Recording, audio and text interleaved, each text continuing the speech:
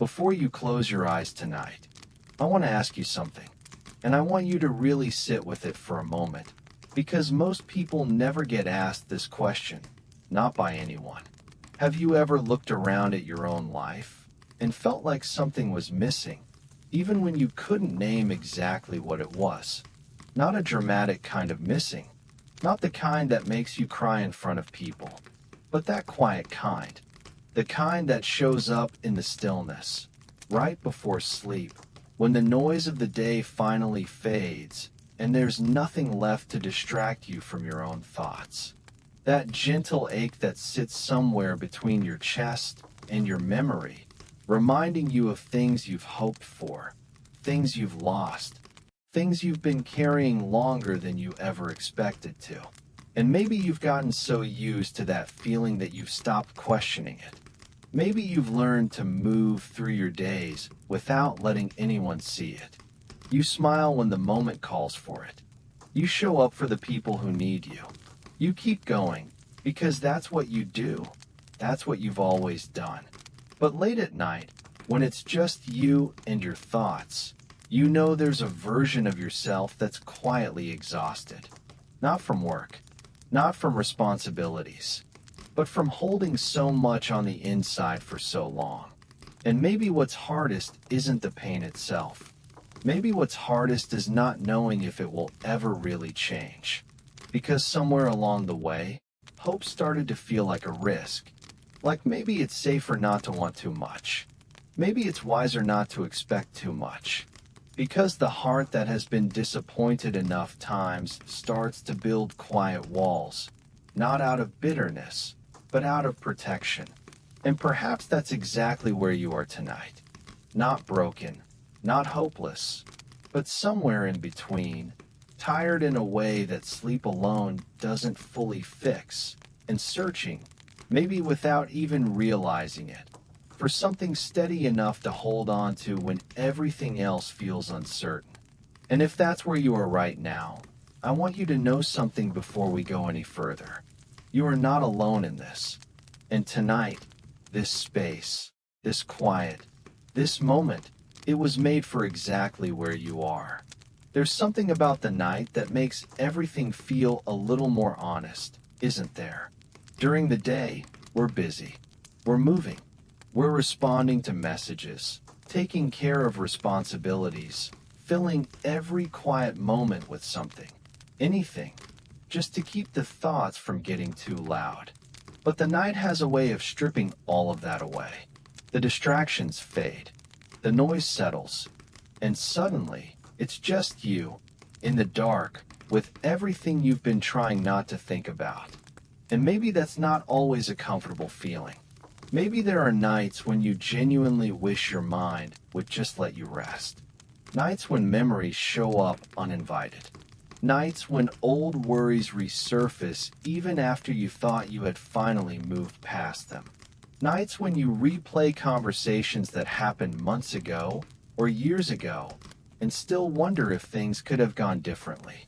And I think most people would never admit that out loud, because we live in a world that celebrates people who have it together, people who seem unbothered, unshaken, always moving forward with confidence. And so we learn, very early on, to present that version of ourselves to everyone around us. We learn to say, "I'm fine," before anyone even finishes asking. We learn to laugh at the right moments and hold it together in public and save the harder feelings for the private hours when nobody's watching. But here's what I've come to understand about that. The weight doesn't disappear just because we hide it well. It doesn't go away simply because we stay busy enough to avoid it during the daylight hours. It follows us into the quiet. It waits patiently until we slow down. And then, in moments exactly like this one, it surfaces again.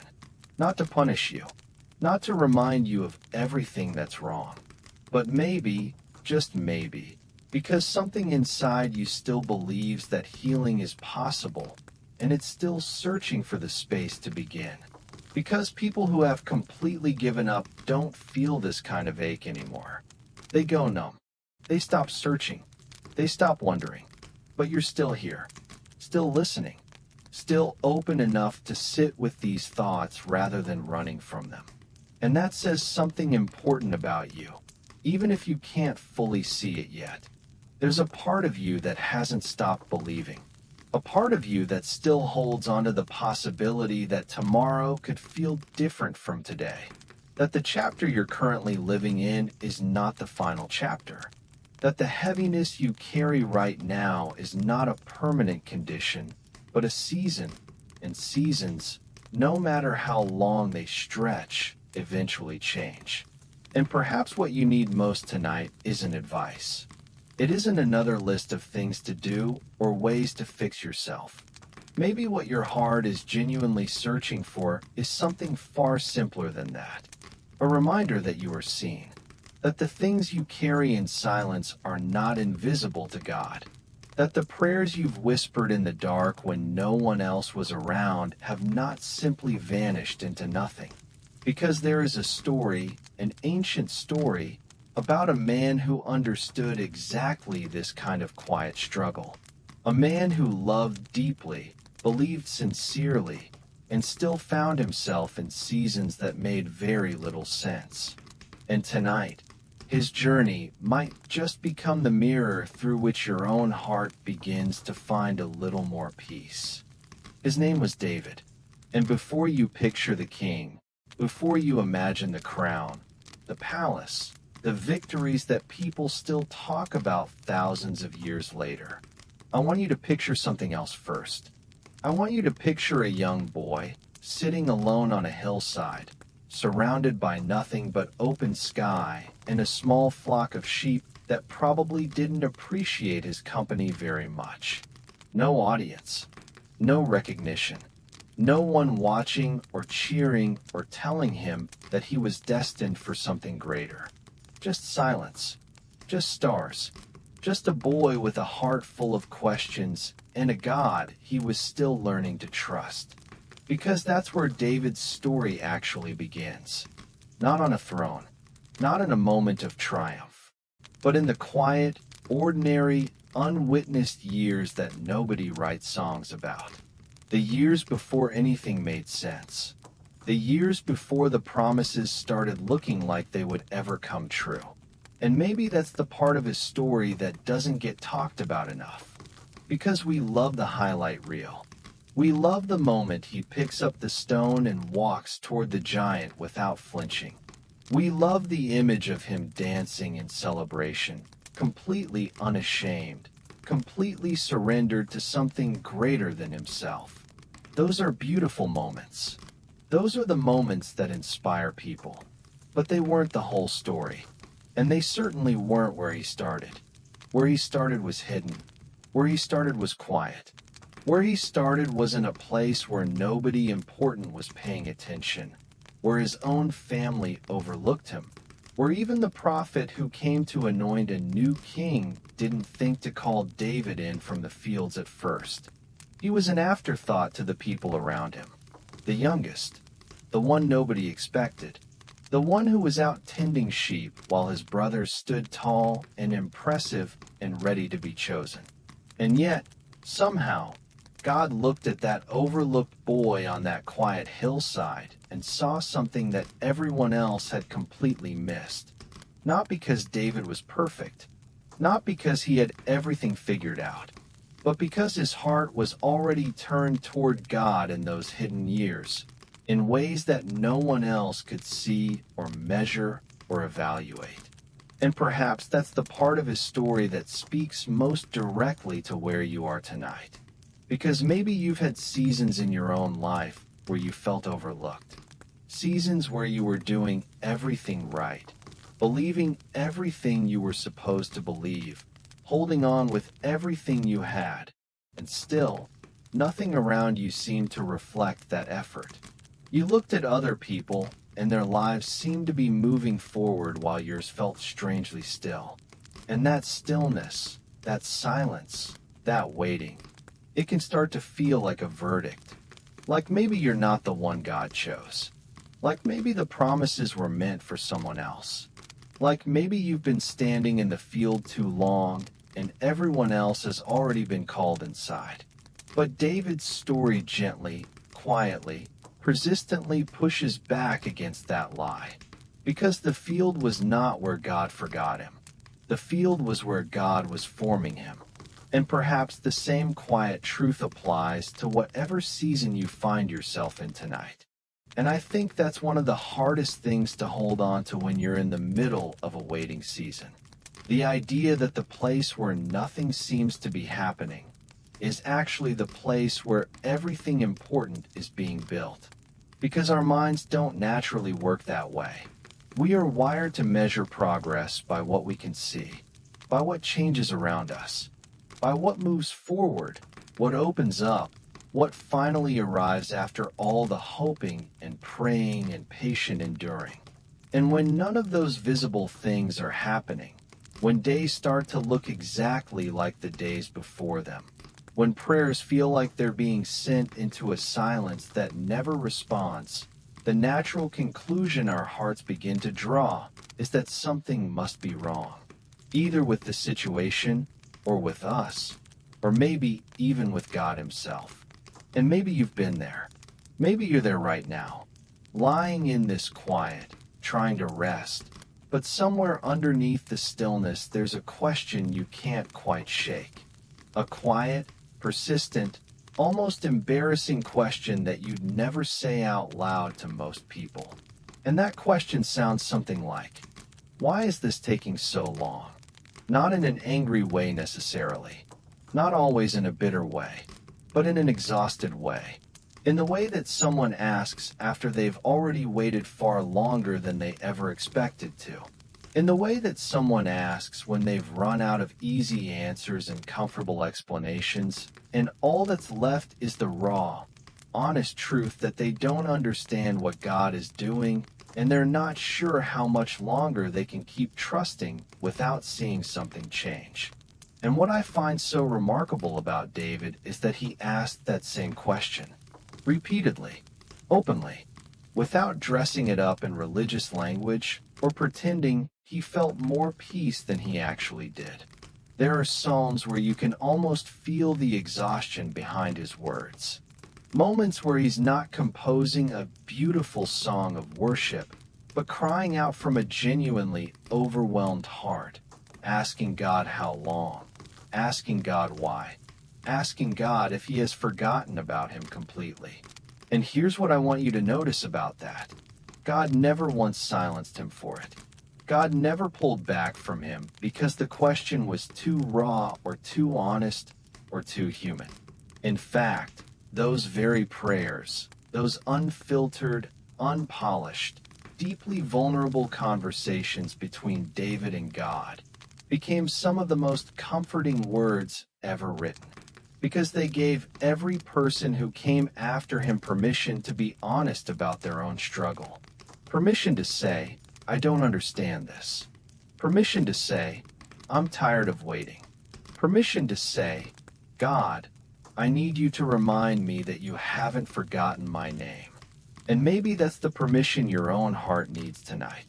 Not to perform faith, not to pretend the waiting doesn't cost anything, but to simply bring what's real, what's tired, what's still hoping even when hope feels fragile, and lay it down in the presence of a God who already knows every word before you even find the courage to whisper it. And maybe that's what prayer actually looks like for most of us, most of the time. Not the kind you hear in churches or see written beautifully in books. Not the kind with perfect words and confident declarations and a voice that never wavers. But the kind that happens at 2 in the morning when you can't sleep and your thoughts are too heavy to carry alone. The kind that doesn't even sound like a prayer. It just sounds like a person, quietly, honestly, telling God exactly how they feel without knowing if anything is getting through. The kind where you're not even sure what you're asking for anymore, because you've asked so many times and the answer still hasn't arrived in the form you were hoping for. And I think a lot of people quietly believe, even if they never say it out loud, that those kinds of prayers don't really count. that God is more moved by the polished ones, the eloquent ones, the ones spoken by people who seem to have more faith, more certainty, more spiritual confidence than they feel in this moment. And so they hold back. They wait until they feel strong enough to pray properly. They tell themselves they'll bring it to God once they've processed it a little more, once they understand it a little better, once they can present it in a way that sounds like faith instead of fear. But David never waited for that. And that's what makes his relationship with God feel so achingly real across thousands of years of distance. He didn't clean himself up before approaching God. He didn't wait until the fear passed before he started talking. He brought the fear itself. He brought the confusion itself. He brought the grief, the anger, the exhaustion, the longing, all of it, exactly as it was, without apology and without pretense. And somehow that rawness, that complete honesty, that willingness to be fully known even in his worst moments, became the foundation of one of the most remarkable relationships between a human heart and God that history has ever recorded. Because God was never looking for impressive prayers. He was looking for genuine ones. And there is nothing more genuine than a heart that is too tired to pretend anymore. Nothing more real than a soul that has finally stopped performing and simply said, "Here I am. This is what I'm carrying. I don't have the strength to make this sound better than it is." Because that moment, that exact moment of surrender, is not weakness in God's eyes. It never has been. It is actually the moment the door opens widest. The moment when something that was held at a distance finally gets close enough to be touched, to be held, to be gently carried by hands that were always strong enough to bear it, even when yours were not. And maybe tonight, in this quiet, in this stillness, your own heart is closer to that kind of honest prayer than you realize. Maybe you don't need more words. Maybe you don't need a more polished version of what you're feeling. Maybe all you need is the courage to stop holding it alone for just a moment and simply let yourself be known exactly as you are, because that has always been more than enough. And there's something deeply comforting about that idea, isn't there? The idea that you don't have to earn your way into God's presence, that you don't have to arrive with the right words or the right amount of faith or the right emotional state before he will listen. Because I think a lot of us were taught, somewhere along the way, either directly or indirectly, that God's closeness is something you have to deserve. That if you pray enough, believe enough, do enough of the right things and avoid enough of the wrong ones, then maybe, you'll earn the kind of relationship where God actually shows up for you in the moments that matter most. And so we spend years trying to be good enough, trying to maintain a version of ourselves that feels worthy of being heard. And when we fall short, when we make mistakes, when life pulls us into seasons we're not proud of or choices we wish we could take back, we quietly step back. We create distance. Not because God pushed us away, but because we convinced ourselves that we had somehow moved beyond the reach of His grace. And maybe that's one of the most painful places a person can find themselves. Not angry at God, not completely without faith, but feeling quietly disqualified. Feeling like the relationship is still there in some technical sense, but the closeness, the warmth, the sense of being genuinely known and genuinely loved, that part feels like it belongs to a version of yourself you left behind somewhere. And David understood that feeling too, because David made mistakes that weren't small. He made choices that had devastating consequences. He caused pain that rippled outward in ways he could never fully undo. And if anyone had reason to believe they had permanently damaged their relationship with God, it was him. If anyone had reason to expect silence instead of grace, distance instead of closeness, judgment instead of mercy, it was David.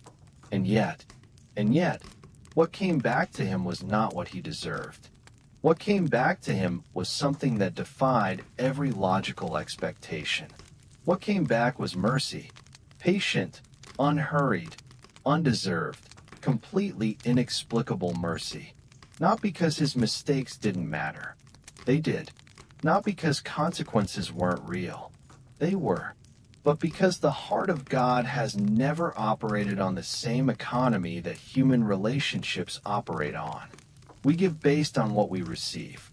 We stay close to people who make it easy to stay close.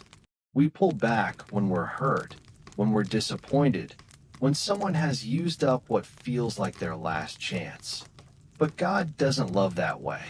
He never has. And maybe that truth feels almost too good to fully accept tonight. Maybe part of you wants to believe it, but another part keeps whispering that it applies to other people, just not quite to you, not after everything, not given what you know about yourself. But that whisper has never been God's voice. That whisper has always come from somewhere else.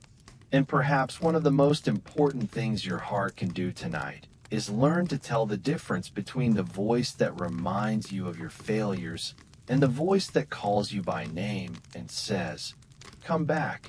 You are still wanted here. You have never stopped being loved, not for a single moment, not even in the seasons you are most ashamed of."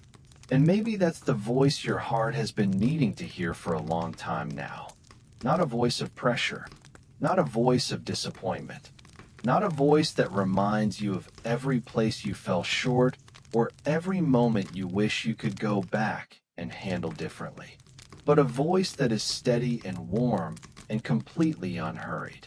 A voice that doesn't rush you toward healing or demand that you arrive at peace faster than you're actually able to. A voice that simply says, "I know, I see it all, and I'm still here." Because there is a particular kind of loneliness that comes not from being surrounded by no one, but from feeling deeply unknown by everyone around you. You can be in a room full of people who care about you, people who would genuinely help you if they knew what you were carrying, and still feel completely alone inside your own experience. Because some things are too complicated to explain. Some seasons are too layered to summarize in a conversation. Some pain has been carried for so long that you've almost forgotten what it felt like before it was there. And you wouldn't even know where to begin if someone sat down and asked you to describe it. And so you don't. You carry it quietly. You manage it carefully. You make sure it doesn't spill over into the parts of your life where other people can see it. And on most days, you do that remarkably well. But on nights like this one, when everything slows down and the quiet becomes louder than the noise ever was, you feel the full weight of it again. And maybe what makes that weight feel heaviest is not the pain itself, but the isolation of it. The sense that this particular struggle, this particular question, this particular chapter of your life is one you are navigating entirely alone. But David discovered something in his own isolated seasons that changed the way he experienced even the loneliest nights. He discovered that solitude and abandonment are not the same thing. That being alone in a physical sense does not mean being unseen in a spiritual one. Because there were moments in David's life when every human support had either disappeared or failed him. Moments when the people he trusted most turned their backs. Moments when his closest companions misunderstood him. Moments when he had no army, no advisor, no shoulder to lean on. And in those stripped down, completely exposed moments, he made a discovery that became the foundation of everything else he would ever write or sing or believe. He discovered that God had been present in every single one of those moments, not arriving after the fact, not showing up once the crisis had passed, but present within it, quietly, steadily, unmistakably present within the very thing that felt most isolating. And perhaps that's the discovery your own heart needs to make tonight. Not as a theological concept, not as something you believe in your mind, but haven't yet felt in your chest, but as something real and personal and specific to you. Because the same God who sat with David in caves and wildernesses and seasons of complete uncertainty is the same God who is sitting with you right now, in this quiet, in this darkness, in this moment that feels heavier than you'd like it to feel. And he has not grown impatient with how long this is taking.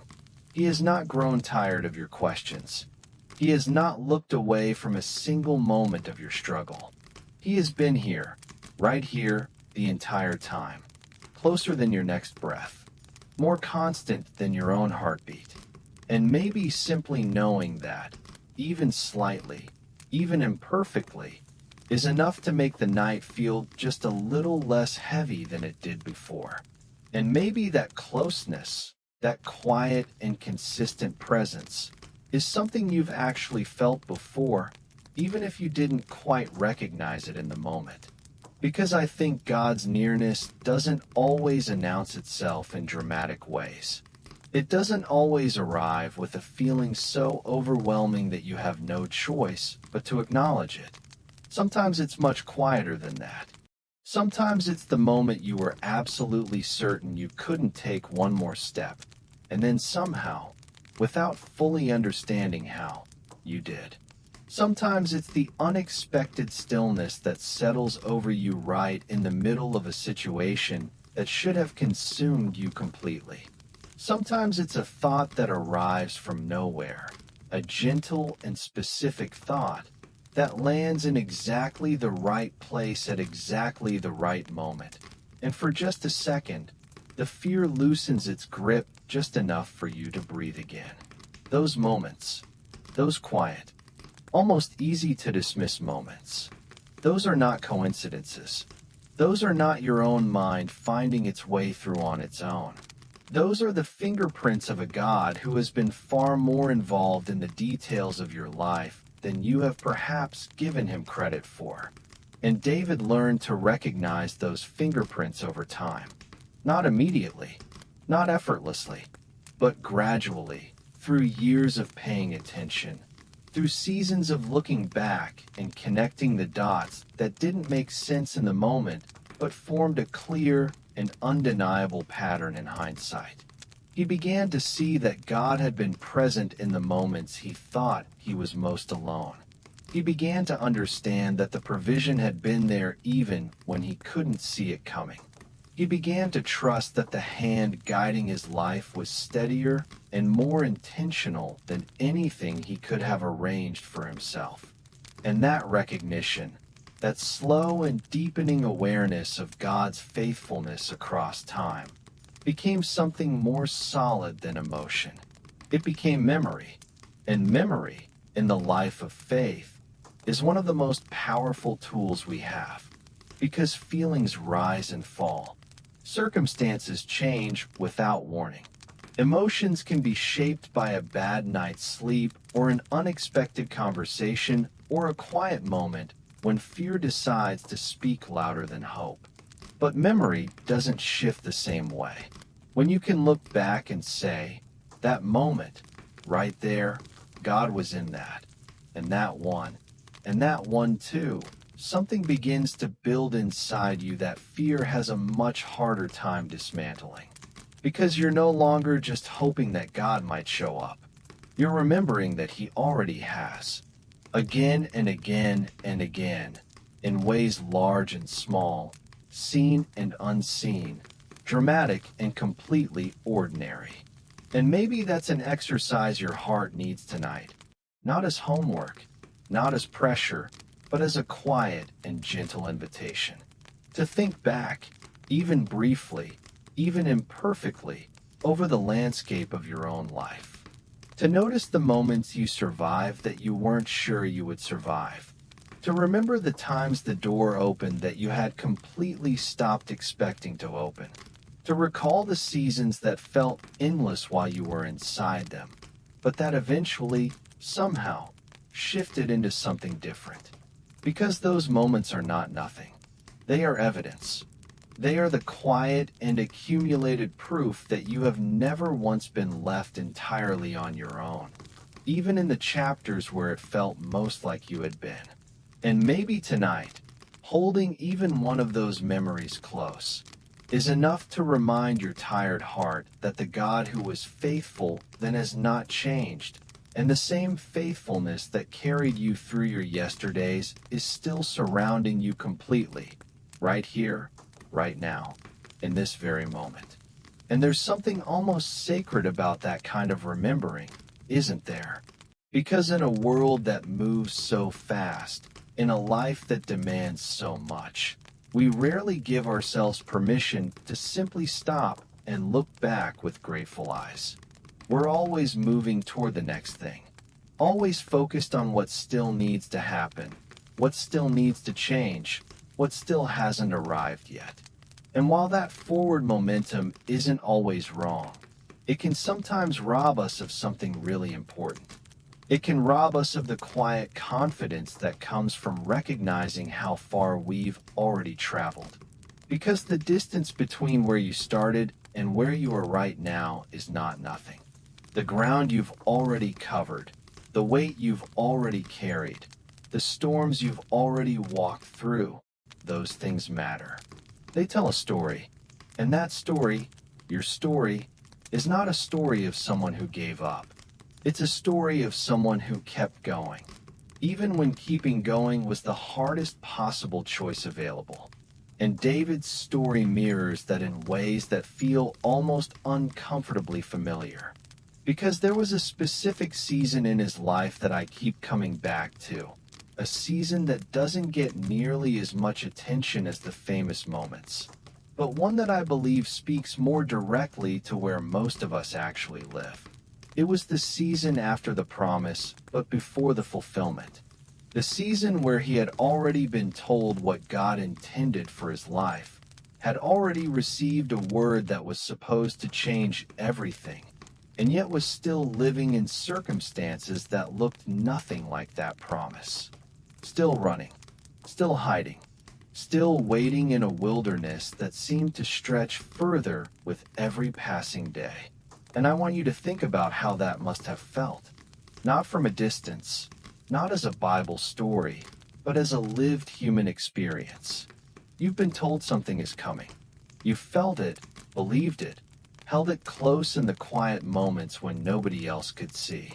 And then you look around at your actual life, your actual circumstances, your actual daily reality, and the gap between what you were promised and what you're currently experiencing is so wide that it almost feels cruel to keep believing. Almost feels naive. Almost feels like maybe you misunderstood something somewhere along the way. And yet, David kept believing. Not perfectly, not without struggle, not without nights where the doubt crept in and the fear felt louder than the promise. But he kept believing. And perhaps what made that possible wasn't some extraordinary level of faith that most of us could never access. Perhaps what made it possible was something much simpler and much more available than that. It was the decision, made quietly, made imperfectly, made again and again on the days when it didn't feel natural, to trust the character of God more than the appearance of his circumstances. To say, even when I cannot see what you are doing, I know who you are. Even when I cannot trace your hand, I trust your heart. Even when this season makes no sense to me, I choose to believe that it makes sense to you. And maybe that quiet, imperfect, deeply human decision is exactly what your own heart is being invited into tonight. Not a dramatic leap of faith, not a sudden flood of certainty, just a small, steady, honest choice to keep turning toward God, even when turning toward him feels like walking into fog. Because that choice, made in the dark, made in the uncertainty, made in the tired and questioning and still somehow hoping places of your heart, that choice has always been enough. It has always been more than enough. And God has never once failed to meet a heart that was willing to take even one small step in His direction. And maybe that one small step is more significant than you realize tonight. Because we tend to measure faith by grand gestures, by mountaintop moments, by the kind of belief that looks fearless and sounds confident and inspires everyone around it. But the faith that actually sustains a person through a long and difficult season rarely looks like that. It rarely comes with trumpets or dramatic declarations or a sudden, overwhelming sense of certainty that washes every doubt away. Most of the time, the faith that carries people through the hardest chapters of their lives looks quiet, almost invisible. It looks like waking up on a morning when everything still feels unresolved and choosing to get up anyway. It looks like praying a prayer that feels small and uncertain, but praying it anyway. It looks like holding on to a promise that hasn't shown any visible signs of coming true yet, but refusing to throw it away. It looks like being honest about the struggle while still, somehow, staying in the room with God rather than walking out entirely. And that kind of faith, that quiet, persistent, unglamorous, everyday kind of faith, is exactly what David practiced through the longest seasons of his waiting. Because here is something about David's wilderness years that I find deeply comforting. He didn't spend those years in perfect spiritual composure. He didn't float through the uncertainty on a cloud of unshakable peace. He wrestled. He questioned. He had moments of genuine fear and genuine doubt and genuine human frailty that he didn't try to hide or spiritualize or quickly move past. And yet, in the middle of all of that very real and very messy human experience, something else was also happening. Something that wasn't visible in the moment, but became undeniable in hindsight.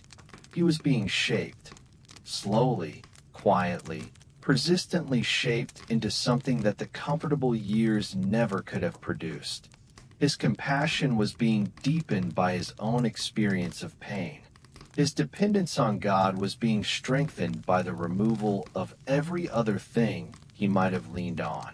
His understanding of grace was being expanded by his own desperate need for it. And none of that shaping felt good while it was happening.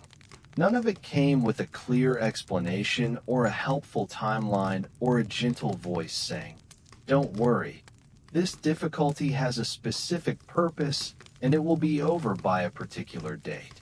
It just felt like wilderness. It just felt like waiting. It just felt like another day of carrying something heavy without knowing when the weight would finally lift. And maybe that's exactly how your own season feels right now. Maybe you're not in a dramatic crisis.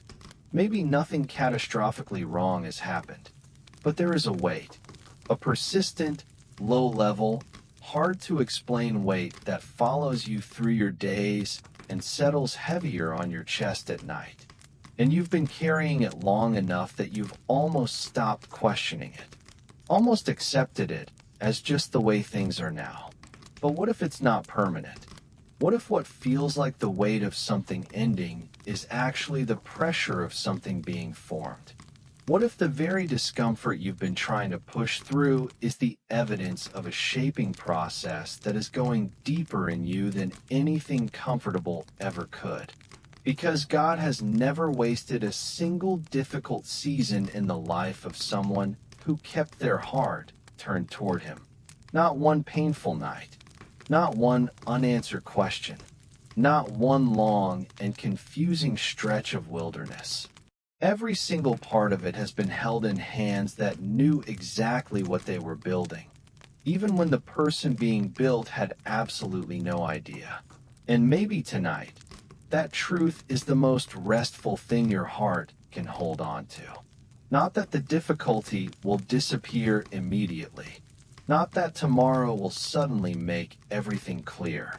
But that nothing you are walking through right now is outside of God's awareness, outside of His care, or outside of his ability to redeem into something that will one day make a kind of sense that this moment simply cannot yet offer you. And perhaps that's the part of the journey that changes everything. Not the moment when circumstances finally shift. Not the moment when the answer finally arrives, or the door finally opens, or the season finally turns into something that makes more sense than what came before it. But the moment when something shifts inside you. The moment when the way you are relating to the uncertainty begins to feel different. Not because the uncertainty has disappeared, but because your relationship with it has slowly, almost imperceptibly, begun to change. And I think David experienced that internal shift long before his external circumstances changed. There was a point in his wilderness years where something in him settled. Not settled in a defeated way, not settled in a way that had given up expecting anything better, but settled in a way that had found something solid enough to stand on even while everything around him was still unresolved. And that solid thing was not a plan. It was not a strategy. It was not a renewed confidence in his own ability to figure things out. It was simply a deepened knowing of who God was. A quiet and unshakable familiarity with the character of the one who had called him. A familiarity that had been built not in the easy seasons, but precisely in the hard ones. Because easy seasons teach us about God's generosity, but difficult seasons teach us about God's character. And there is a difference between those two things that matters more than most of us realize. When life is good and prayers are being answered, and things are unfolding in ways that feel like blessing, it's natural to feel close to God. It's easy to trust someone who keeps giving you good things. It's easy to believe in a God whose presence feels warm and whose answers feel timely and whose plans seem to be working in your favor.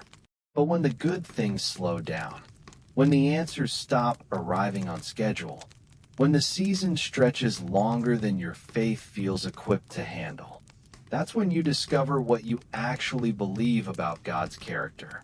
That's when you find out whether your trust was built on His goodness in general or on His specific goodness to you in the moment. And David, through all those long and confusing and genuinely difficult years, was slowly building a trust that was no longer dependent on favorable circumstances. He was learning to say, even if this never changes, even if the promise takes longer than I can understand, even if I never receive a full explanation for why this season lasted as long as it did, I still know who you are. I still know that your heart toward me has never been careless. I still know that you have not been absent from a single moment of this journey, even the moments that felt most abandoned. And maybe that kind of trust sounds impossibly mature from where you're sitting tonight. Maybe it sounds like something that belongs to people who are further along, people who have more experience, more wisdom, more spiritual depth than you feel you currently have. But here's what I want you to gently consider. Maybe you are further along than you think. Maybe the very fact that you are still here, still listening, still open, still willing to sit with these thoughts instead of shutting them out completely. Maybe that itself is evidence of a trust that has been quietly growing in you through every hard season you have already survived. Because trust doesn't always feel like trust when you're in the middle of building it. Sometimes it just feels like stubbornness. Sometimes it just feels like not knowing what else to do. Sometimes it feels like continuing simply because stopping feels worse. But from the outside, from God's perspective, from the perspective of someone watching your entire journey rather than just this one difficult chapter, that quiet persistence looks a great deal like faith. And maybe it always has. Maybe you have been walking in more faith than you've been giving yourself credit for. And maybe tonight, recognizing that even slightly, is the beginning of something softer taking root in the place where the heaviness has been living for far too long. And maybe that softness, that gentle loosening of something that has been held tightly for a very long time, is exactly what your body is beginning to feel right now as well. Because there is a connection between what happens in the heart and what happens in the body that we don't always pay enough attention to. When the heart carries weight, the body carries it too. It shows up in the tension that settles into your shoulders without you realizing it. It shows up in the jaw that stays slightly clenched even when there's nothing immediate to be tense about. It shows up in the kind of tiredness that a full night of sleep doesn't completely fix, because the exhaustion isn't just physical, it's emotional, it's spiritual, it's the accumulated weight of everything you've been holding together through sheer will and quiet endurance. And maybe your body right now is beginning to release some of that. Maybe as your breathing has gradually slowed and the world around you has grown quieter, something physical is also beginning to soften. The muscles that have been working all day are finally being allowed to rest. The thoughts that were sharp and insistent an hour ago are beginning to lose their edges. And perhaps in this gentler, slower, quieter state, your heart is becoming just a little more available to receive something it may have been too busy to fully absorb during the noise of the day. Because God often speaks in exactly these kinds of moments.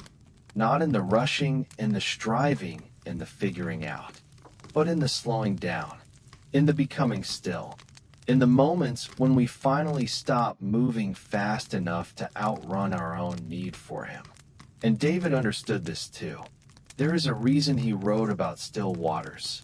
There is a reason he wrote about lying down in green pastures. Not because life was always peaceful, but because he had learned that peace was most accessible when he stopped fighting for control of things that were never his to control in the first place. He had learned that stillness was not the absence of difficulty, but the presence of surrender. And surrender, real surrender, the kind that brings actual relief rather than defeat, is one of the hardest and most beautiful things a human heart can offer to God. Because surrender requires trust. It requires believing, even imperfectly, even with trembling hands, that the one you are releasing control to is more capable of handling what you're carrying than you are. And that belief doesn't come naturally to most of us. We have spent years, maybe decades, learning to rely on ourselves, learning to solve our own problems, manage our own pain, navigate our own uncertainty without asking for too much help from anyone. And those survival skills served a purpose. They carried us through seasons when we had no other choice. But there comes a point where the very strength that protected us begins to isolate us, where the walls we built to keep pain out also keep comfort from getting in, where the self-sufficiency we developed out of necessity becomes the thing standing between us and the rest we are desperately craving.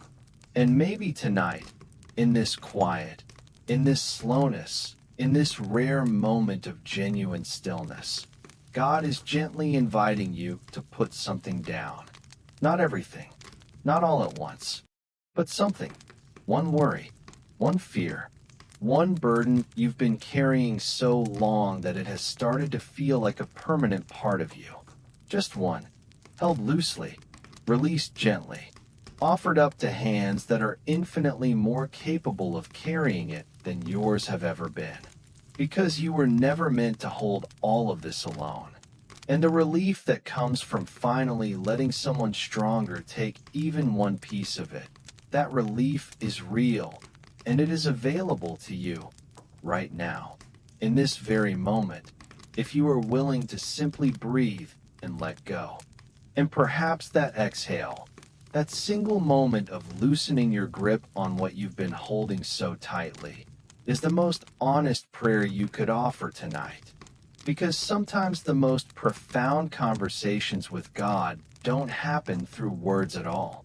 Sometimes they happen through a breath, through a tear that finally falls after being held back for too long, through a moment of simply becoming quiet enough to stop pretending that everything is fine and acknowledge, even privately, even just between you and Him, that you are tired and you need help and you cannot keep carrying this alone.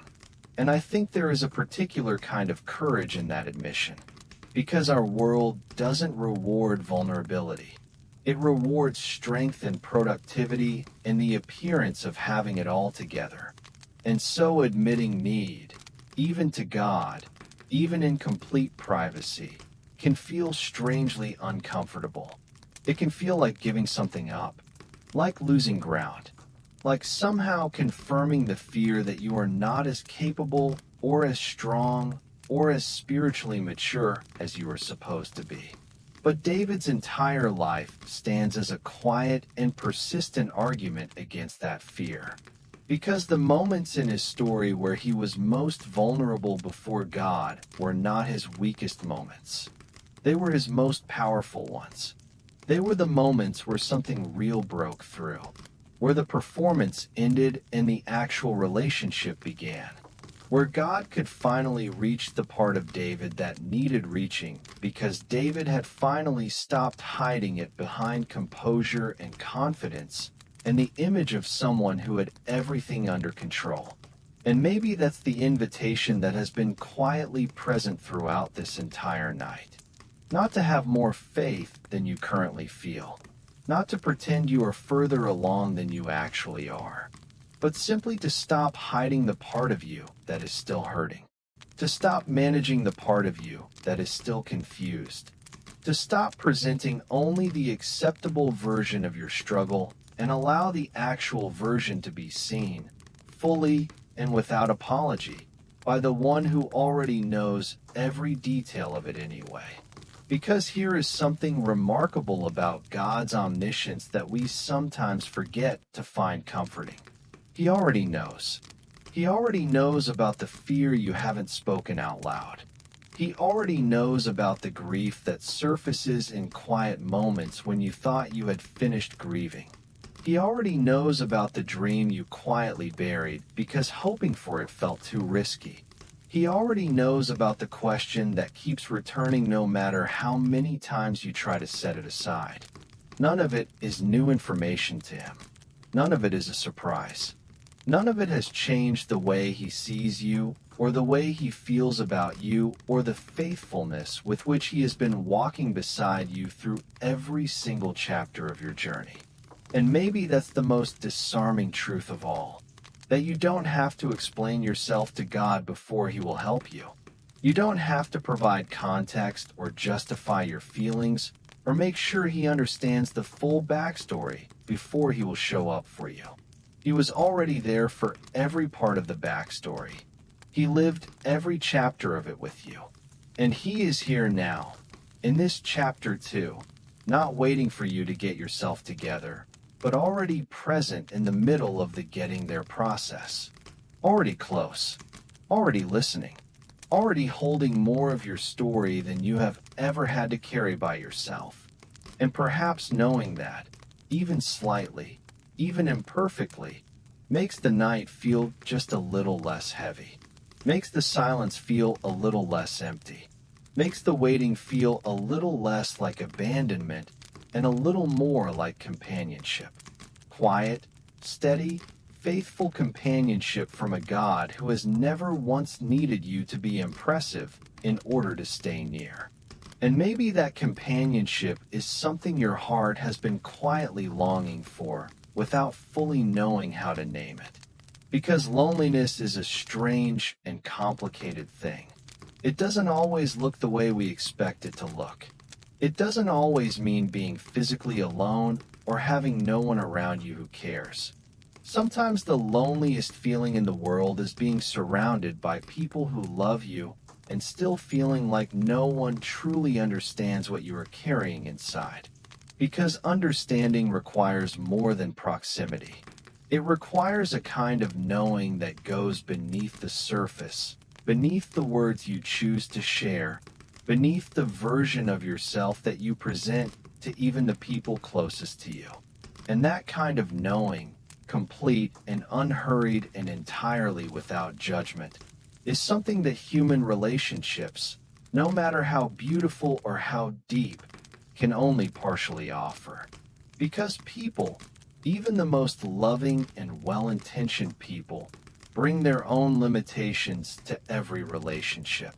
They bring their own fears, their own experiences, their own capacity for understanding that has edges and boundaries, even when their hearts are genuinely open. And so there are parts of your story that even your closest people have never fully reached. Parts that you've protected not out of distrust, but out of the quiet awareness that some things are too deep, too layered, too personal to be fully held by another human heart.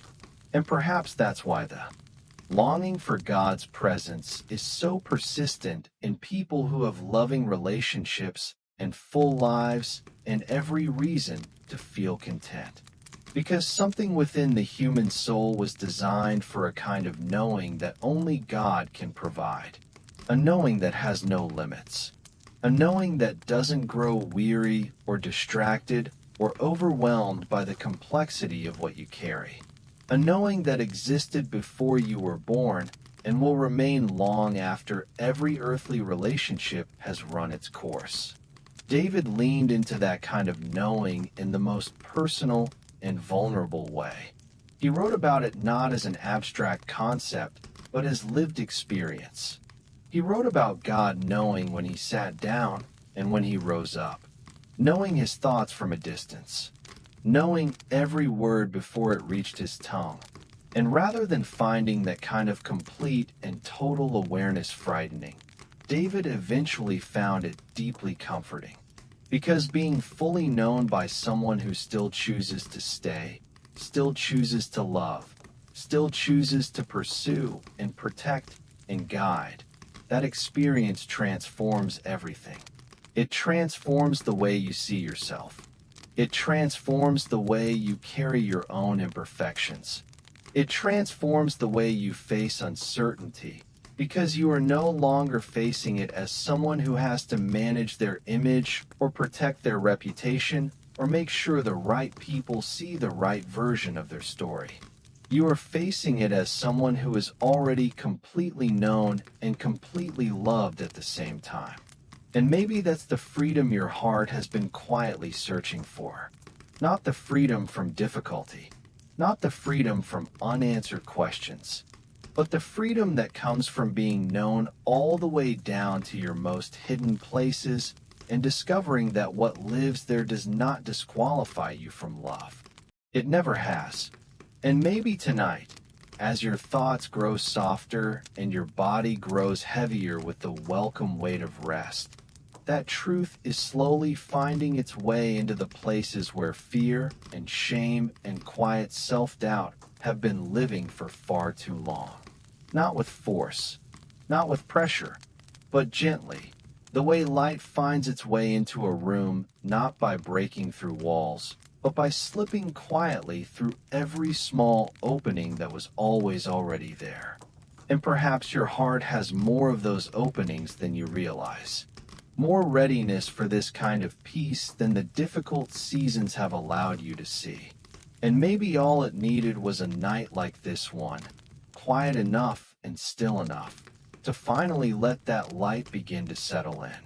And maybe that settling, that quiet and gradual filling of spaces that have been empty for a while, is what healing actually feels like when it's really happening. Because I think most of us have a picture of healing that looks sudden and dramatic and unmistakable. We imagine it as a moment where everything that was broken suddenly feels whole again, where the grief lifts completely, where the confusion resolves into perfect clarity, where we wake up one morning and the weight that has been following us through our days is simply gone, replaced by a lightness and a peace that leaves no room for doubt. And sometimes, in God's grace, healing does come in moments that feel that significant. But more often, in my experience, and in the experiences of countless people whose stories have been preserved across generations, healing moves the way seasons change. Not in a single dramatic moment, but in a slow and almost imperceptible shift that you don't fully recognize until you look back and realize that something is genuinely different from what it used to be. You realize that a memory which used to bring immediate pain now carries only a quiet ache. You realize that a fear which used to consume your thoughts has somehow lost its ability to dominate them. You realize that a question which used to feel urgent and desperate has softened into something you can carry without it crushing you. And you can't always point to the exact moment that changed. You can't always identify the specific prayer or the specific night or the specific conversation with God where the shift began. It just happened, slowly and underneath everything, the way roots grow in soil that no one is watching. David's healing worked that way too. If you read through the Psalms in the order he likely wrote them, you can actually trace the movement. You can see a heart that begins in raw and unfiltered anguish and slowly, over time, over seasons, over countless conversations with God that happened in private and unrecorded moments, moves towards something steadier.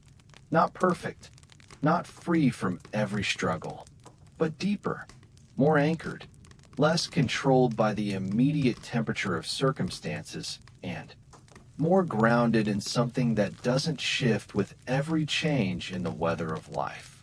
And perhaps that progression, that long and imperfect and deeply human progression, is more encouraging than any sudden miraculous transformation could ever be. Because sudden transformations can feel distant and unattainable to hearts that are in the middle of a long and ordinary struggle. But a healing that moves slowly, that builds gradually, that happens in the quiet spaces between the big moments, that feels accessible, that feels like something that could actually be happening in your own life right now, even if you can't fully see it yet. And maybe it is. Maybe the very fact that tonight feels slightly different from other nights, maybe the very fact that something in you was drawn to this quiet space and chose to stay in it, maybe that itself is part of the movement. Part of the slow and faithful and entirely personal process of a heart finding its way back to a peace it was always meant to carry. Because healing has never required you to be finished struggling before it begins. It begins in the struggle. It begins in the honest and tired and still reaching moments exactly like this one. And it continues, quietly and faithfully, one small imperceptible shift at a time, until one day you look back and realize that the God who promised to restore you has been doing exactly that all along, in ways you were too close to fully see while they were happening. And perhaps one of the most beautiful things about that kind of restoration is that it doesn't require you to have everything figured out before it begins working in you. Because restoration, real restoration, the kind that goes all the way down into the deepest and most tender parts of a person, has never been something we achieve through our own understanding or our own effort or our own ability to finally arrive at the right combination of thoughts and prayers and spiritual disciplines. It has always been something received, something allowed, something that happens when we stop striving long enough to become available to it. And that distinction matters more than it might seem at first, because there is a version of the spiritual life that is exhausting, a version where everything depends on how hard you're trying, how consistently you're showing up, how successfully you're managing your own heart and your own doubts and your own ongoing struggle to believe enough. And if you've been living in that version for a while, you already know how depleting it is. because it places the entire weight of your own healing on your own shoulders. It makes your peace conditional on your performance. And it turns the relationship with God into something that feels more like a job you're always slightly failing at than a refuge you're genuinely invited to rest inside. But David's life, read honestly and without the religious filters we sometimes place over it, tells a completely different story. It tells the story of a man who received far more than he ever earned, who was restored more times than seemed reasonable, who was met with mercy in places where judgment would have been entirely justified, and not because he had perfected the art of trying harder, but because he had learned, slowly and through much personal failure, the art of returning. Simply returning, coming back, turning his face back toward God after every season of distance, after every mistake, after every moment of doubt or fear or failure, and saying, "Here I am again. I know I keep coming back broken, but I keep coming back." And that returning, that simple and humble and completely unpretentious act of coming back, was always enough. It was always met. It was always received with a warmth that David never fully stopped being amazed by, even after years of experiencing it firsthand. And maybe that's the invitation that feels most personal to you tonight. Not to be better than you currently are. Not to understand more than you currently understand. Not to feel stronger or more certain or more spiritually put together than this particular season has left you feeling. But simply to return, or perhaps more accurately, to recognize that you never truly left. That even in the seasons when God felt distant, even in the chapters when you felt like you were operating entirely on your own, something in you kept turning back, kept whispering his name in the dark, kept holding on to the thinnest thread of connection even when everything else felt uncertain. And maybe that thread, that persistent and stubborn and quietly miraculous refusal to completely let go, has been the evidence of his hand in your life all along. Because people don't keep reaching for something they have completely stopped believing in. And the fact that you are still reaching, still listening, still here in this quiet space rather than having closed yourself off entirely, says something deeply important about what is still alive in you. Something that difficulty has not managed to extinguish. Something that disappointment has not managed to destroy. A flame that has perhaps burned lower in certain seasons than in others, but that has never, not once, gone completely out. And maybe tonight, in this stillness, in this gentleness, in this rare and unhurried space between the noise of yesterday and the unknowns of tomorrow, that flame is being tended with a care and a patience and a faithfulness that has always been present, even in the moments when you could not feel its warmth. And maybe as that warmth begins to settle in just a little more deeply, something else begins to shift as well. Something in the way you are holding tomorrow. Because tomorrow has a way of feeling very heavy when you carry it tonight. And I think most of us do that more than we realize. We lie down to rest, but our minds are already living 12 hours ahead, rehearsing conversations that haven't happened yet, preparing for problems that may never arrive, bracing for outcomes that exist only in the worry space of a heart that has been disappointed often enough to stop fully trusting that things will be okay. And that kind of anticipatory carrying is exhausting in a way that's very difficult to explain to someone who hasn't experienced it. Because it doesn't look like anything from the outside. You're lying still. You appear to be resting. But inside, your mind is working harder than it did during the busiest part of your day. Running through scenarios, calculating risks, trying to stay one step ahead of every possible pain so that nothing catches you completely off guard again. And there's a reason we do that. There's a history behind that kind of vigilance. It didn't develop randomly. It developed because at some point, probably more than once, life arrived without warning and brought something painful with it. And the heart, in its very human and very understandable attempt to protect itself, decided that it would rather exhaust itself with worry than be caught unprepared by another unexpected loss. But David learned something about that kind of self-protective carrying that took him years to fully absorb. He learned that worry had never once prevented a single difficult thing from happening in his life. He learned that the nights he spent rehearsing fears had never actually reduced the pain when hard things arrived. They had only stolen the rest he needed to face those hard things with any kind of strength.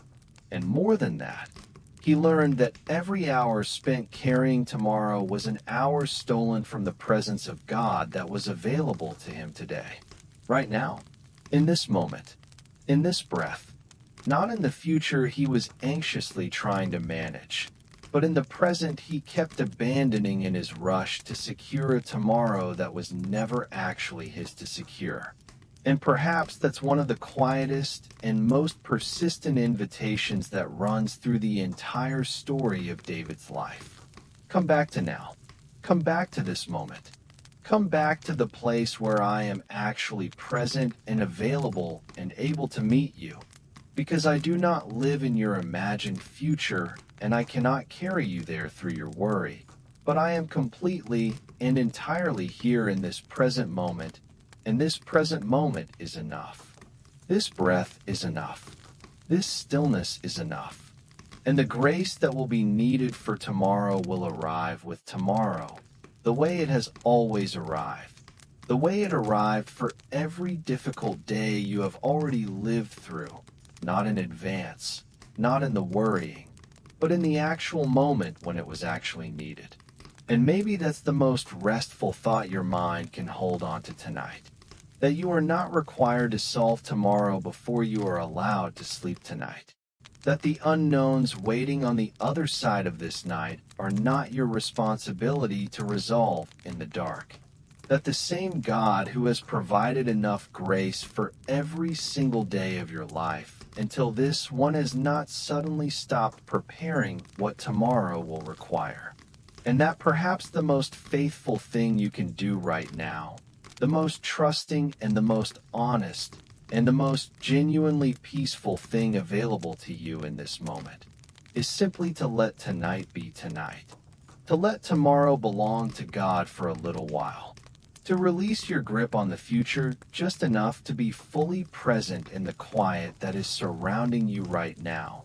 Because this quiet is real, and this rest is available, and you have more than earned the right to receive it. And maybe receiving that rest, truly receiving it rather than just lying still while your mind continues to race, requires one more small act of release that we don't always think to name. Because there is a difference between the body being horizontal and the heart actually being at rest. And most of us know that difference very well.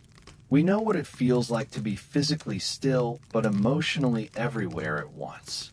Pulled backward into memories we can't change, and pulled forward into futures we can't control, and somehow managing to be completely absent from the only moment that is actually real, which is this one, right here, right now, the quiet breath you are taking in this very second.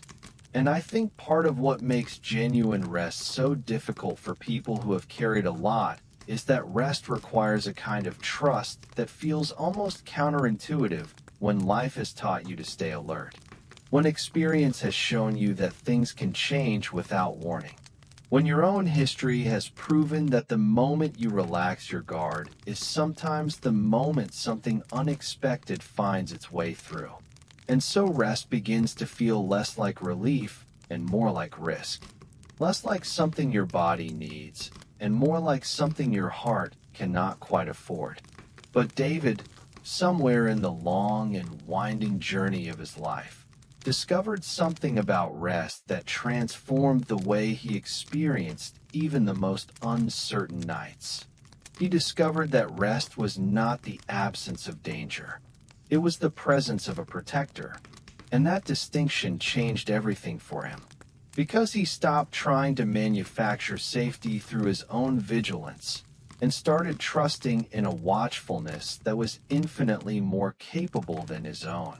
He stopped staying awake to guard what he loved and started believing in a God who neither slumbered nor slept, who watched over the lives of his people not occasionally, not when reminded, but constantly, completely, without interruption and without fatigue.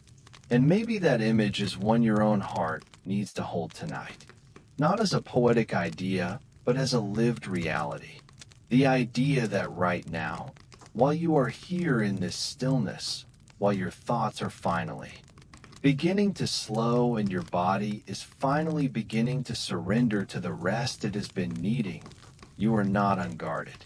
You are not exposed. You are not lying down in a vulnerable silence with no one paying attention to what surrounds you. You are resting under the watch of the same God who kept David through every wilderness night, through every season of uncertainty, through every moment when the future was unclear and the present felt fragile. And that watch has not weakened. It has not become distracted by other things or diminished by the passing of time. It is as complete and as attentive and as personally directed toward you right now as it has ever been at any point in your entire life. Every breath you take tonight is known. Every movement of your heart is seen. Every fear that surfaces in the half-conscious space between waking and sleeping is already held in hands that are more than strong enough to carry it without being overwhelmed by it. And so perhaps what your heart most needs to do right now is not something active. It is something receptive. It is the simple and profoundly courageous act of allowing yourself to be cared for, of stopping the internal monitoring long enough to acknowledge that someone else is on watch tonight, of loosening the grip on your own sense of responsibility for every outcome and every unknown and every unresolved thing that is waiting on the other side of this night. Because you were not designed to be your own protector. You were designed to be known and kept by one who is endlessly better at that role than you could ever be. And maybe tonight, for just these quiet hours, you can let him do what he has always been doing anyway, holding you, watching over you, sustaining the life that is entrusted to his care, while you finally, genuinely, completely rest. And perhaps as you begin to settle into that truth, as it moves from something you are hearing to something you are slowly beginning to feel, you might notice that your breathing has changed a little from when we first began tonight. Maybe it's slower now. Maybe there's slightly more space between each breath than there was before. Maybe the thoughts that felt sharp and insistent at the beginning of this journey have softened into something less urgent, less demanding, less convinced that they need to be resolved before you are allowed to close your eyes.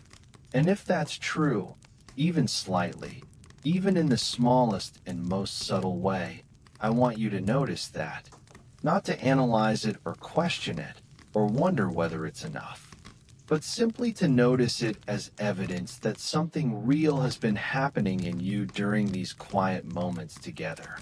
Because peace doesn't always arrive the way we expect it to. It doesn't always flood in all at once like a sudden change in weather. Sometimes it seeps in slowly, the way warmth returns to a room that has been cold for a long time. Gradually, almost imperceptibly, one small degree at a time until you realize, without being able to pinpoint exactly when it happened, that the chill that was there before is simply not as sharp as it used to be. And David knew that kind of gradual returning of warmth. There were seasons in his life where he didn't wake up one morning feeling completely restored. But he would notice, over time, that the weight he had been carrying was somehow slightly lighter than it was before, that the fear which had been so loud was somehow slightly quieter than he remembered, that the hope he had almost stopped believing in was somehow still alive in him, still flickering, still refusing to be completely extinguished no matter how many difficult nights had tried their best to put it out. And perhaps that quiet resilience of hope is one of the most remarkable things about the human heart when it stays connected to God. Because hope that is rooted in God's character rather than in favorable circumstances has a kind of durability that defies logical explanation. It survives things it has no natural right to survive. It persists through seasons that should have ended it. It returns after absences that felt permanent. And it does all of that not because the person carrying it is extraordinarily strong, but because the source it is connected to is completely and entirely unbreakable. And maybe your own hope has felt fragile lately. Maybe there have been moments when you wondered whether it was still there at all, when you reached for it and found something that felt more like the memory of hope than hope itself. When you tried to believe and found that the belief felt thin and unconvincing and not quite enough to hold on to comfortably. But I want you to consider something gently and without pressure. The fact that you noticed its absence means it was never completely gone, because we do not grieve the loss of things we never cared about. We do not reach for things we have completely stopped believing in. And the very ache of wanting to hope more than you currently feel able to, that ache itself is a form of hope that has not yet been named. It is the seed of something that the difficult seasons have pushed underground but have not managed to kill. And seeds that are pushed underground are not destroyed. They are positioned. They are placed exactly where the conditions for growth are most available, even when the surface gives no indication that anything is alive beneath it. And maybe that's where your hope is tonight. Not gone, not defeated, but quietly, patiently, faithfully positioned in the dark, waiting for exactly the right conditions to remind you that it was always still there, always still real, always still worth every moment of the waiting that brought you to this particular night, and this particular stillness, and this particular breath that you are taking right now. And maybe that's the most honest place we can arrive at together tonight. Not a place of having everything resolved. Not a place of perfect peace that has no memory of struggle. But a place where something that was buried is beginning to stir again. Quietly, without fanfare, without demanding that you feel more than you actually feel in this moment. Just a small and genuine movement in the direction of believing again that the story is not over. That the chapter you are currently living in, however heavy it has felt, however long it has stretched, however many questions it has left unanswered, is still only one chapter. And chapters, by their very nature, turn. They give way to what comes next. They do not have the authority to determine how the entire story ends, no matter how much space they take up while you are living inside them. And David understood that truth in a way that was hard-won and deeply personal, because he lived through chapters that felt final, chapters that felt like they had permanently altered the trajectory of everything.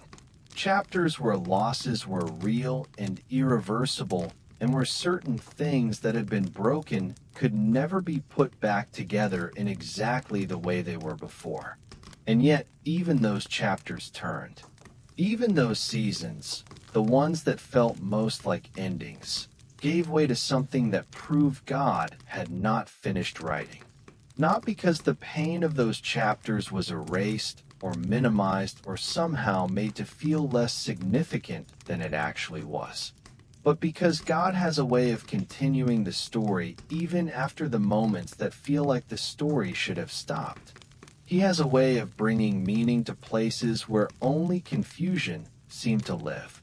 He has a way of building forward from the very ruins that the enemy intended as a final destination. And perhaps that's the deepest comfort available to a heart that has known genuine loss. Not that the loss didn't happen, not that the pain wasn't real, not that the things that broke didn't actually break, but that broken things in God's hands are not the same as finished things. That ruins in God's hands are not the same as endings. That the places in your story where everything seemed to fall apart are not the places where God's involvement ended.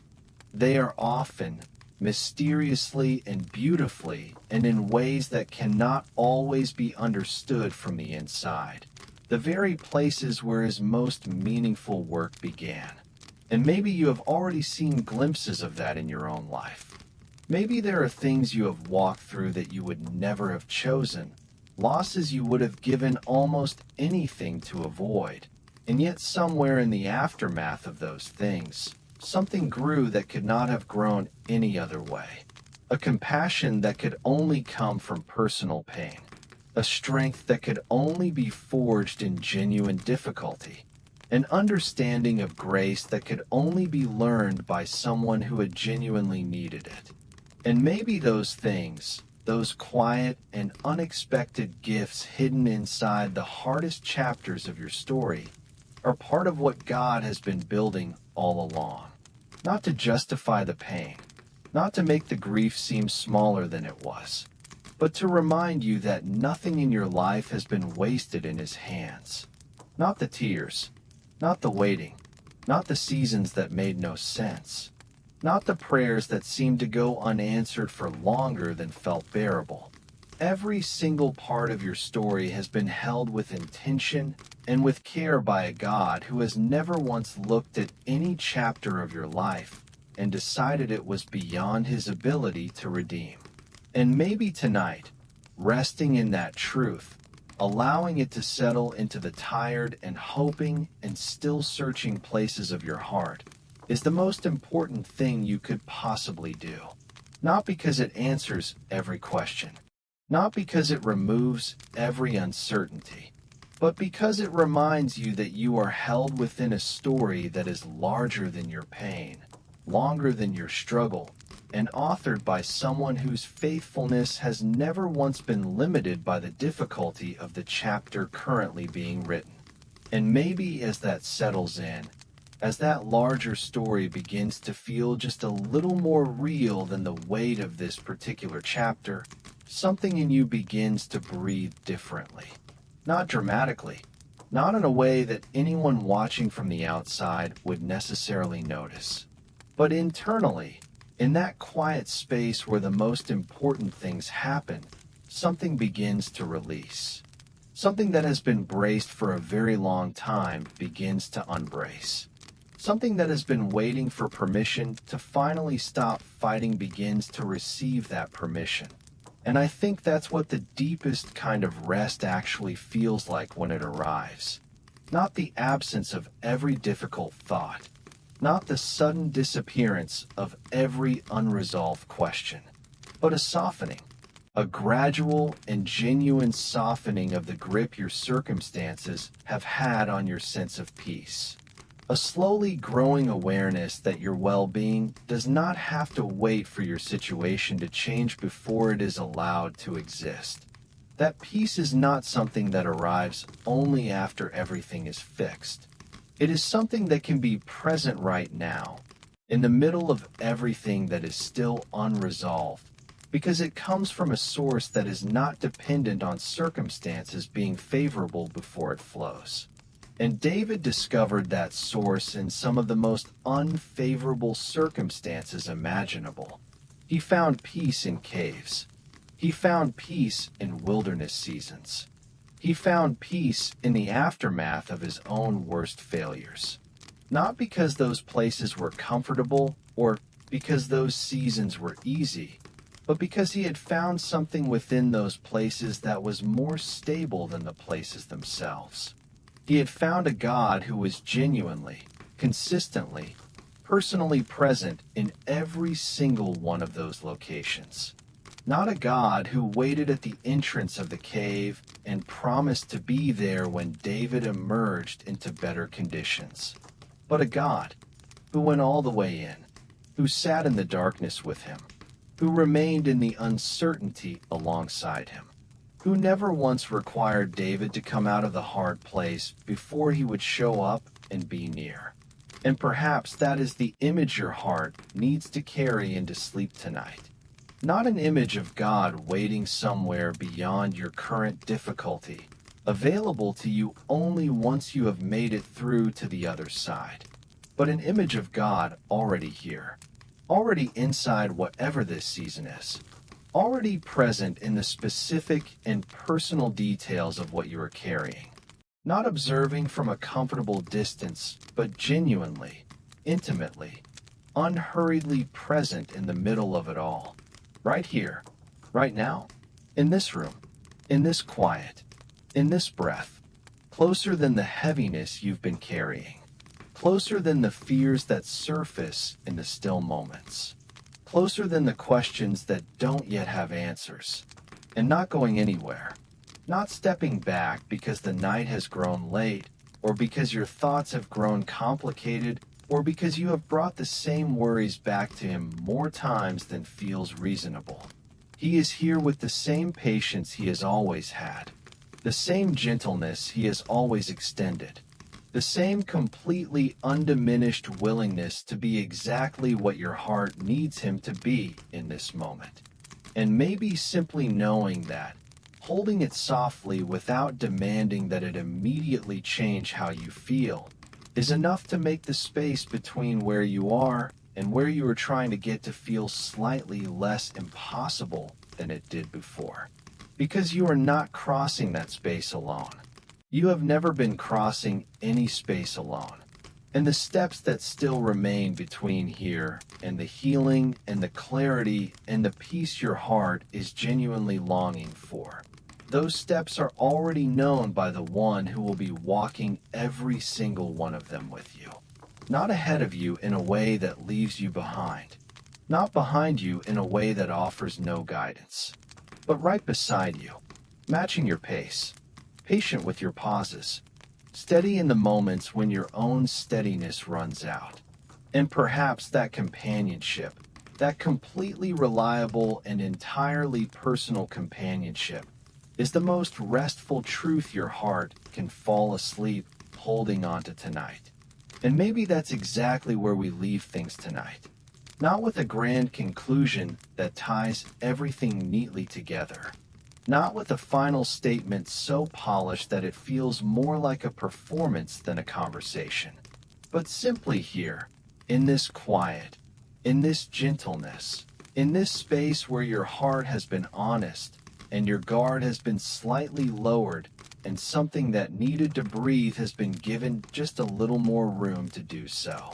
Because that's what tonight was always meant to be. Not a lecture, not a lesson, not a list of things you need to do differently starting tomorrow. Just a reminder, a quiet, unhurried, deeply personal reminder that you are not forgotten. That the God who carried David through every cave, in every wilderness, and every season that made no sense from the inside, is the same God who has been carrying you. Through every chapter you would have rewritten if you could. Through every night that stretched longer than it should have. Through every prayer that felt like it disappeared into silence. Through every moment when you held on not because you felt strong, but simply because letting go felt worse. He was there in every single one of those moments. And he is here in this one too. Still faithful, still near, still writing something in your life that your current chapter does not yet have the perspective to fully reveal. And perhaps that's enough to rest on tonight. Not certainty about tomorrow. Not answers to every question that has followed you into this quiet.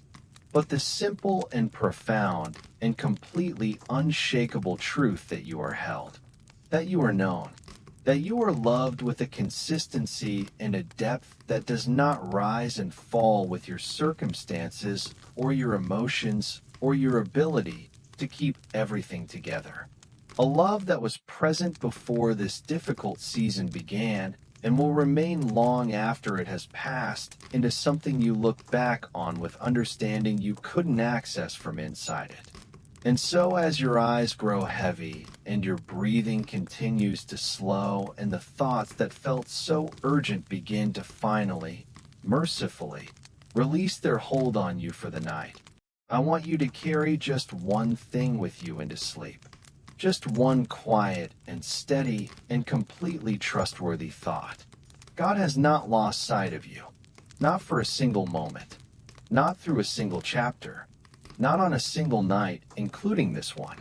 And whatever tomorrow holds, whatever questions are still waiting on the other side of these hours of rest, you will not be walking toward them alone. You never have been, and you never will be. So rest now, deeply and without guilt, and without the pressure of having to figure anything else out tonight. You have done enough. You have carried enough. You have held on long enough for one day. And the God who neither slumbers nor sleeps is watching over everything you had to put down in order to close your eyes. It is all safe in his hands. And so are you, completely and permanently and tenderly. So are you. If tonight brought even a small measure of peace to your heart, I want to gently invite you to become part of this community that was built for exactly where you are. Subscribe to Sleepborne Journeys and turn on your notifications, not because you need another thing demanding your attention, but because there will be other nights, other seasons when the weight comes back, other moments when your heart needs a quiet place to land before sleep. And this channel will always be here for exactly those moments. A space with no pressure and no performance and no requirement to have it all together before you arrive. Just honest conversations about faith and healing and the kind of rest that goes deeper than sleep. Share this with someone who needs it tonight. Someone whose name came to your mind while you were listening. Someone who has been carrying something heavy in silence. Someone who needs to be reminded that they are not forgotten either. Because that's how this community grows. Not through noise, but through one tired heart gently pointing another tired heart toward rest. And if this is your first night here, welcome. You found this place for a reason. And we are so genuinely glad you did. Sleep peacefully tonight. And may you wake tomorrow with even the smallest sense that something has shifted. Because it has. Even if you cannot fully feel it yet. It has.